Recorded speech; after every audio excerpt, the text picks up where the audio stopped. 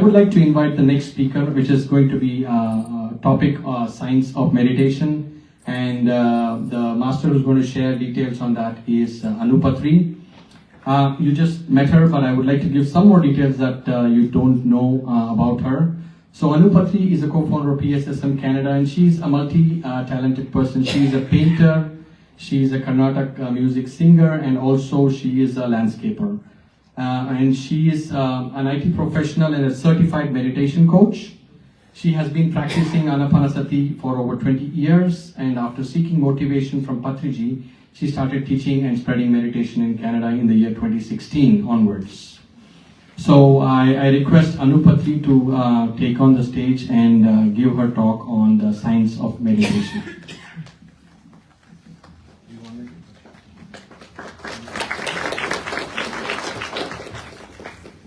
Thank you, Prem, for the intro.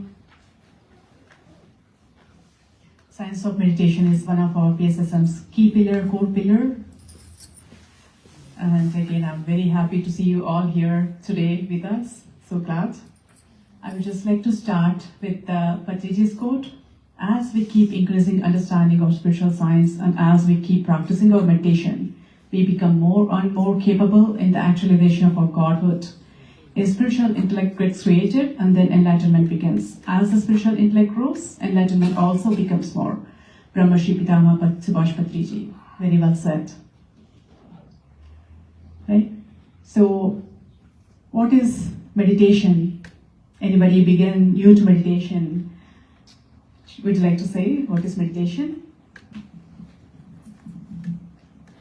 Hello, my name is Girija, and I was introduced to PSSM with a close friend of mine. I haven't practiced it for a long time, but I've started practicing and I'm really enjoying it. To me, the explanation that was given was meditation is zero mind. You don't use your mind.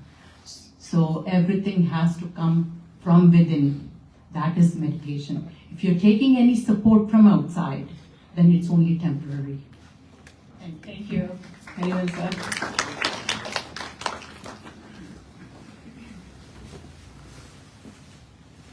So excellent.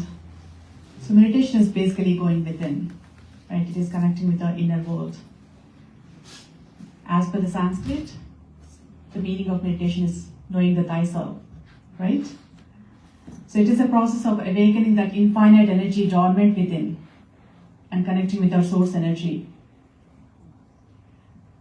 So it's believed that we humans, we utilize only 15% of the energy that is available, the highest potential what we have, we only use 10 to 15%. Remaining everything is dormant within us. And most of you may know that in our system we have 172,000 nadis. In that there are 108 chakras, we call it as energy centers. And they are aligned into 7 major chakras, out of which the root chakra is at the base of the spine, which is the lowest, most higher major energy chakra. So it is said that the serpent energy in a coil form, it is dormant, hidden within us in that chakra. And in meditation, we also awaken that energy within and we remove all the blockages, clear all the passages and move upwards and connect to the source energy, right? So there are various meanings to understand about the meditation. So,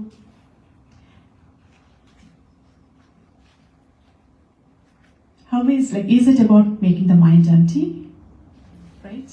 Meditation, there are various meanings people derive. So just a simple way to understand, in our education system, when we finish our primary school, high school, we get graduated, we get certified. Whereas in our spiritual journey, we don't see that physical certifications, right? But for our simple awareness, basically for the beginners in meditation, we can see there are 3 simple stages in our meditation. So the first stage, first round happening, you can say the simple science behind. As we start observing our breath, our mind becomes empty. That is the first stage. So the second stage, the more and more we practice, when we are one with the breath, slowly we receive a lot of cosmic energy. So there is abundance of cosmic energy in the universe, right? Everything runs based on the energy. If dollars or rupees is the currency to buy things in the material world, energy is the currency of the universe. So second stage is we receive a lot of cosmic energy. And third stage, when we receive enough amount of cosmic energy, that is when our third eye starts to activate, our pineal gland starts activating. That is when we get more clarity, we receive higher intelligence, right? And there are so many things happen. We are able to stop our monkey mind and transcend beyond. And it activates extrasensory perceptions like clairvoyance, clairaudience. Many things happen. Our perception changes. We are able to recognize our true self beyond this just, Sthula Sharira. We are moving towards the Sukshma Sharira, towards the energy body and the other bodies, other seven bodies. So it is a gradual process. It does not happen overnight, and there's nothing to compare. Everybody's journey is individual, it's personalized, it is authentic. So these are the three simple happenings. So as we thought, in the first stage, our mind becomes empty. Is it possible to really make our mind empty deliberately? So meditation is not about controlling the thoughts. It doesn't work. It is not about emptying the mind. It is a byproduct. It naturally becomes empty as we practice, as we are one with the breath. Right? It is a just gradual process. So let's understand a little bit about our domain of our mind. Think about our mind has three compartments or three layers. So the first layer or first compartment, you can think about the first as conscious mind, which is only 5%. Right? That is how we do our day-to-day things in our wakeful state. And the second layer, you can just think about to start with, is our subconscious mind, which is 90%, which has all the karmas, actions, past life, everything together. And the third layer is the superconscious, or we call it as a higher mind. So these are just simple way to understand as we progress. Right? So if you just imagine our mind like a fast-flowing river or a lake, so they call it Mansarovar, Manasa Sarovar, it's a lake. So mind is like a lake. And if you see the surface water, it always flows very rapidly, very fast. It is our conscious mind. It runs between past, present, future, worrying about future, regretting about past, or being grumpy about something, complaining about something, right? It always has never-ending desires, thoughts, everything. Constant churning of the mind. That is the fast-flowing surface water you can analyze. But if you see the current underneath, it flows very slow. It is the vibrational frequency of the undercurrent is much slower than the surface water, which is your subconscious mind. So there is so much in the subconscious mind, all your thoughts, impressions, right, karmas, actions, everything, whatever you see, do, everything, the blueprint gets created in your subconscious mind. It is just like a hidden box. There's so much into it, but we are not aware of it. Just like if you take a churner, if you stir the river, suddenly some object comes out of it. We are not aware of it, right? But it is there always. Similarly, something suddenly triggers and something comes from our subconscious. And we don't know it is there, but it's always there. There's so much into it, right?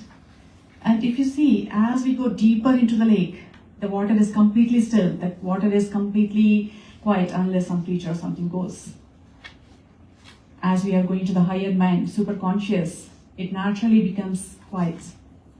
So it's not that we are transcending, from conscious to subconscious to superconscious. It is just one mind. It's just being quietened, right, with the practice. So we cannot make the mind empty because our mind is basically a bundle of thoughts, everything put together. It's a quietening mind, it's a process of mind management. Once we commit to the practice, Anapanasati, the breath meditation, when we start observing the breath will slowly take you into the deeper consciousness and it will naturally happen. We will experience the thoughtless states, but it's not about controlling the thoughts or emptying the mind.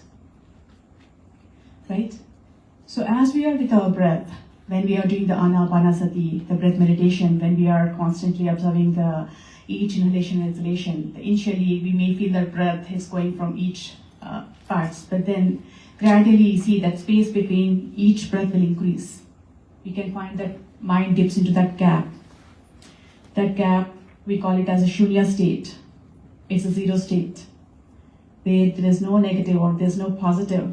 Everything is still, that complete bliss, that complete ecstasy, right? It is also scientifically called as a state of vector equilibrium, right? Fundamentally, to understand vector equilibrium, it is just a geometry of absolute equilibrium without any fluctuations, without any movements, in that complete still state. Right. It is also called as, some call it as 0 point, zero state, and unified field, or a vacuum of space. So basically, for anything to manifest in this universe, if it's physically or metaphysically, if it's energy or consciousness, there has to be a fluctuation in that unified field. Right? Until unless there is a fluctuation, that unified field just remains as a pure potential to create anything, to manifest anything. It has very high potential. Right? If you want to show next slide. So, as we are talking about the shunya state, the state of vector equilibrium, this is just a geometry, right? It is which area of energy structures, that is without any gaps, without any negative or positive polarities. It is a complete stillness. And as per the contemporary theory in physics, it has infinite energy potential, tremendous energy. It has everything. It can, manifest anything, create anything. So if you see, everything comes from nothing and dissolves back into nothing. And every manifestation comes from unmanifested.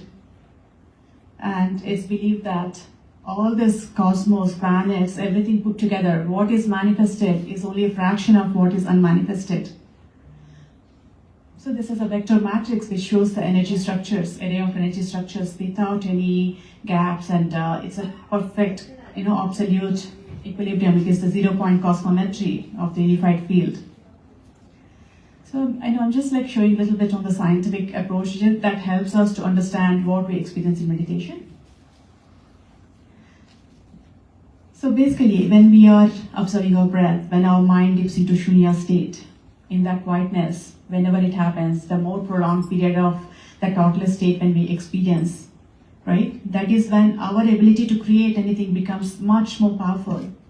We are able to manifest anything. Our perception changes, our intuition, we become more and more intuitive. There are higher energy dimensions. They are portals open for us to receive that higher cosmic energy. So we can completely create a new self. We can change that negative association to the positive association. The more and the more you meditate, the more and more you are able to maintain the state, right? So you can just completely create a new self in your meditation. And there are so many scientific benefits, like scientifically proven benefits by all those big institutes. Even the Harvard University have studied, on 8-week study on the subjects, they could see a tremendous improvement on the mental health, right? They could see whoever participated in the meditation study for those 8 weeks, they could see that their stress, depression, anxiety, everything improved, because the meditation balances left and right brain activity. And there's a lot. They could also see, there are areas that are responsible for brain development, brain memory functions, attention, like, anterior cingulate cortex or anterior prefrontal cortex. They could see a complete thickness in those areas as in the senior meditators. That is the reason we are able to experience the high, intelligence, the clarity of thinking. We are able to think and act better, right? There's a lot happens. So just to understand a little bit on our brain activity, what happens during our meditation, right? So basically our mind is electrochemical in nature. Whatever we think, like, it always like, it has that chemical reactions produced within. How we are feeling, how we are thinking, how we are, like, if you are sleeping, if you are dreaming, all this activity can be measured. Because whenever our nerve cells they fight together, they produce these charged elements that create this electromagnetic field, right? So we all have the electromagnetic field, or we also know that we have aura, right? So every being, not just the human beings, every living being has that electromagnetic field based on our energy conscious level. That magnetic field expands or contracts. In meditation, we can see the huge expansion of the electromagnetic field, right? So there's a lot happens, like when if you get angry, we can see that electromagnetic field, that activity, the information, whatever is processing, that can be measured. If you are happy, all these things can be measured using the EEG readings.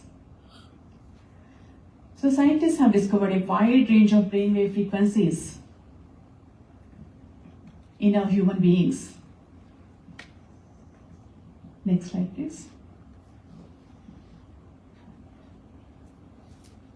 So basically, there are 5 main types of course, there are many types of brainwaves, out of which 5 are, most main brainwaves recognized by the scientists, right? If you see, they are kind of, ranging from low to high. So in our, when we are into our complete deep sleep, then we are into the delta brainwave frequencies. And as we move transcend, as we come to the twilight state, like that is in between our deep sleep and in between our wakeful state, when we are dreaming, that is when we see we are going to the theta brainwave frequencies. And from there we transcend to alpha brainwave frequencies, that is a kind of balancing imaginary brainwaves. And then to the beta, which is a high frequency brain, our wakeful state, dream state, and in our deep sleep. Of course, there's a 4th state, as per Sanskrit, we call it as state of Turiya. This is kind of when we transcend to that oneness state. That in general, like we have 3 states of consciousness, where we see in the deep sleep, we are into the delta brainwaves, which are the lowest frequency. And then dream state, we are into the theta. And then when we are into our waking state, it is the beta brainwave frequencies. This is just like 5 brain waves, starting from, lowest is delta, theta, alpha, beta, and gamma waves. So as just we a little bit understand about how these brain waves are during our human development, it definitely, helps us to understand, experience the meditation in a better way, and demystify how we experience what we experience in meditation. What is that we are going to get, how we are going to that shunya state, right? So as in our development, as the newborn child is born, 0 to 2 years, the new babies, most of the day they'll be sleeping, right? If you see the newborns, they are smiling in their deep sleep, they are crying in the deep sleep. If you have elders in your home, they may say, they're still not completely into this world, they are still with the higher world, or they're still with the past life, they're remembering something. They're still in touch with that non-local mind. So they are into that 0 to 2 years is the completely delta brainwave frequencies in our humans. Whereas 2 to 6 years, usually they are into the theta brainwave frequencies. That is when children, whatever those 2 little eyes watching, whatever they watch, observe, they grasp everything quickly. It's very high programmable age. They pick up everything very quick. So that's why they say, the early childhood years, they become foundational. Those are the foundation years which become basis of the entire life pattern. So most of our 85% of our emotional intelligence comes from our childhood, surroundings, upbringing, right? So this is the stage. They are into that theta brainwave frequencies. That's why they say, if you cannot bend a tender plant, how can you bend a fully grown tree? So it's important if you can teach the meditation to the kids during that stage, it will just go directly. They will absorb everything very quickly. They will become meditators. If parents can introduce to the children from the child, from that young age, it becomes very smooth, right? So, and 6 to 12 years, alpha brainwave frequencies are experienced. They are into that imaginary state. They are into that. They start to think about creative. If you see, like they like to listen to the stories, dramas. If you take those age kids to the Disney World, they think that they are the prince or princesses, right? They imagine that they are in the castle. So they start to question everything, the curiosity they have. Why, what, where, right? So that is the alpha creative brainwave state. And from 12 years onwards, we move to the beta brainwave frequencies, which is one of the highest brainwave frequencies. So the beta is good. Like in our wakeful state, we are into the beta. The normal beta is good. So there are 3 types of beta, which is low, mid, and high beta waves. So as we experience a normal beta, that is your friend, right? When if you are doing some calculation, if you are seriously thinking something, solving something, if you are finding maps, or if you are doing any activity, like that is kind of, you are using your intelligence, objective evaluation, decision making, beta is your friend. But as we grow, we start to move from normal beta to mid beta, high beta waves, right? As soon as you experience a threat in the outer environment, like for example, you are going to work and your boss is not very supportive. The moment he runs, you are already, you start your judgment, you start to prepare, right? You're starting from that normal beta to mid, and then when the situation triggers, it goes to the high beta. Right? Whenever we feel that threat in the outer environment, we run to that fight and flight mode. That is when like it stops all the nutrients and all the oxygen supply to our brain, because the blood rushes to our limbic system. So basically our high beta is the signature brainwave of the people who are into stress, depression, chronic stress, anxiety.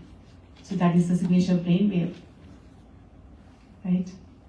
So the more and more you are into that attitude, if you see people, if they get angry, it becomes an attitude. Like for every little thing they get angry. So the more you produce that chemical activity within the brain, the more the brain wants of that chemical.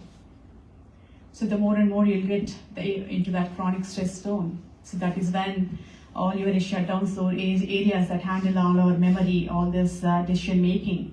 That's why whenever we get angry, when we are into that high beta flares, it's important to remember, just keep quiet, don't say anything. So because whatever, if you say something, that's not you. So these are the high beta brainwave frequencies, and it's important to understand as the more we are into that frequencies, then we are tuned to that higher, we become chronic stress, and it becomes very toxic, and we become susceptible to any ailments, any illnesses easily, right? Our consciousness drops, we are just dropping, weakening our system. Immunity system gets a big hit. So moving on to the last, fastest and highest gamma waves. These are rarely found. In generally they are not found, because these constitutes the high neural activity, complex organization of the neural structure, geniuses, if you're talking about highly intellectual people, right? Or there are studies done on the experienced monks. When they are into that peak states, when they are experiencing that in the zone, like when into that anandamaya state, when they are into that blissful state, they could see these gamma waves, plates of gamma waves in them. Right. So these are the basic to understand the brainwave frequencies. Next one, please. So basically, if you see alpha brainwave, these are the ones which we just discussed about. Next one. Yeah. So as beta is our conscious state, as we are thought of wakeful state, right? In our waking state, and alpha is a balancing brainwave state, which bridges. It's a state of relaxed alertness. The moment from beta, when you start meditating, you go to the alpha, and then you become relaxed initially, right? That alpha bridges the high frequency brainwaves, the associative thinking of the gamma, or the conscious thinking of beta, to that low brainwave frequencies, theta and delta.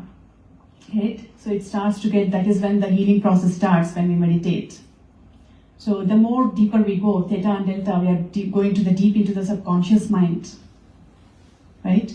So if you see, theta is a state that are experienced when they are into that REM sleep, rapid eye movement sleep we call, or vivid dreams. Or these waves can be found when the people, when we go to trance, or they can be found in the healers, or people under hypnosis. So those are the frequencies. And delta is again when we are in connection with the non-local mind, deep sleep state. So if you see, there are so many saints, so many masters, being here in the conscious world. They're constantly in that ecstasy. They are in touch with the non-local mind. Nothing outside affects them. Like if you see Ramana Maharshi or Ramakrishna Paramahamsa, they used to call him as a crazy person. That he was in that ecstasy, constantly in touch with the non-local mind, highly meditative. Right? So these are the basic brainwave frequencies. Just wanted to share, because as we meditate, we start to move from beta to alpha, alpha to theta, and then those kind of transition happens. So we are able to transition our mind, train our mind to move up and down in the scale, from beta to lower brainwave frequencies. That is when our healing starts. That is when our healing happens. And again, we are coming back to the beta with the normal state. The transition, it's important. The more we practice, the more we come to the meditation, we are able to train our mind to move up and down the scale easily, right? So this is when the more deeper we go, we are able to change our programming, inner programming, our perception, everything changes. So just to say, since we are transitioning from different spectrum of brainwave states during our sleep and our daytime. So usually, of course, we can meditate anytime, anywhere. But if you are able to meditate first thing in the morning and before you go to bed in the sleep, before you go to sleep in the night or the evening, that is when your door to subconscious opens. Because in the night time, as you are preparing for you to sleep from the beta, you are slowly settling to that alpha and other brainwave, higher brainwave states that usually happen in our deep sleep state, when we go, or the dream state. And again, when we wake up in the morning, we are coming back from the deeper subconscious mind to slowly transition to the conscious mind. So those are the two specific times our door to subconscious opens. So if you are able to practice, that's why the first thing in the meditation, first thing in the morning, you can go to the deeper states of meditative practice. Of course, it's like you can meditate anytime, any place. Even for me, for example, when I am at work, I just said sometimes if I am kind of completely busy and I feel that little bit, I need that gap, I set an alarm. I just go somewhere, even in the washroom. Just like at 5 minutes, I just close my eyes and just tune in. That helps a lot, just to relax. And if you want to experience the deeper meditative states, this is the stage, this is the time. Easily we can transition, effortlessly we can go to meditative state. And you can experience the meditation, really experience, right? So you just need to commit yourself. And again, as meditation is not, we are not controlling thoughts or we are not emptying the mind. We are just, the transition happens from this body to mind, mind to ego. All this, the transition gradually happens. There's a beautiful shloka, if you know, any of you know, the Nirvana Shatakam by Adi Shankaracharya, right? Manubuddhyahankara chittani naham nacha shrotra jihve nacha jnana netre nacha vyoma bhume na tejo na vayuh chidananda rupa Shivoham, Shivoham. Adi Shankara beautifully explains, right? I'm not this mind. I'm not this body. I'm not this ego or intellect or the memory, right? I'm not this eyes or the ears or the nose or the skin or the body. I'm not the Panchabhutas, I'm not the five senses. I'm not the earth, not the water, not the fire. I'm not the wind or the space. I'm the form of complete consciousness and bliss. I'm the eternal Shiva. I'm the infinite divine being. In meditation, as we transcend from different states, when we are able to reach that oneness, in that Sharanagati, we call complete surrenderance, into that oneness, we are able to experience our true self, that we become one with the God. We are the gods. We are with the same universal energy, everything there is. So the entire shlokas of the stanzas are very beautifully explained. Right? So one takeaway, I request each and every one of you for this topic, please commit to your meditation practice. Incorporate meditation into your daily routine. That is the key, number one key, right? You don't have to listen to me, you don't have to believe me, you don't have to believe anybody else, because we always mind wanders. Okay, this meditation is good or that meditation is good. You just experience. Practice breath meditation, just experience. Believe in yourself, because you are the driver of your car. You drive your car. You steer your vehicle. You create yourself. You are the master of your dreams or the destiny, right? Just one small simple analogy I would like to share. If you are cultivating a garden, as we just moved, the Victoria Day is the time here in Canada we plant, right? We start to that process, veggie gardening, if anybody is growing. To cultivate the garden, if you just throw some seeds, your veggies will grow. What do you have to do? You have to make your soil upside down. You have to take away last year's plants. You have to clear out all those stones, all the garbage in the garden, in the soil, and you have to put some organic manure, some stuff for the energy, and then you plant your seeds. Then you completely water consistently every day. If you miss one day, will they germinate? If they become dry, will they come out? No, it is our consistent effort, right? And again, as they germinate, the baby plants, we have to protect them from all these slugs, all these insects. We have to give them fertilizers. We have to again start removing all the weeds. Constantly have to take care. Then they will blossom. Then they will flower and fruit. They become fully grown. So how much effort we put? So you can think about, if you are taking out all those last year's plants, they are about your previous life experiences or impressions. If you are removing all those stones, you are removing all those blockages which you have become barriers for your own self, the limitations you set for yourself. So we just need to cultivate our garden, mind garden. So how much practice we need? Just spend whatever the time it takes, right? It should become incorporated into your daily routine. It should become a habit like brushing your teeth. Without a single day meditation, you should not skip a day. So just thanks everyone for listening to the speech.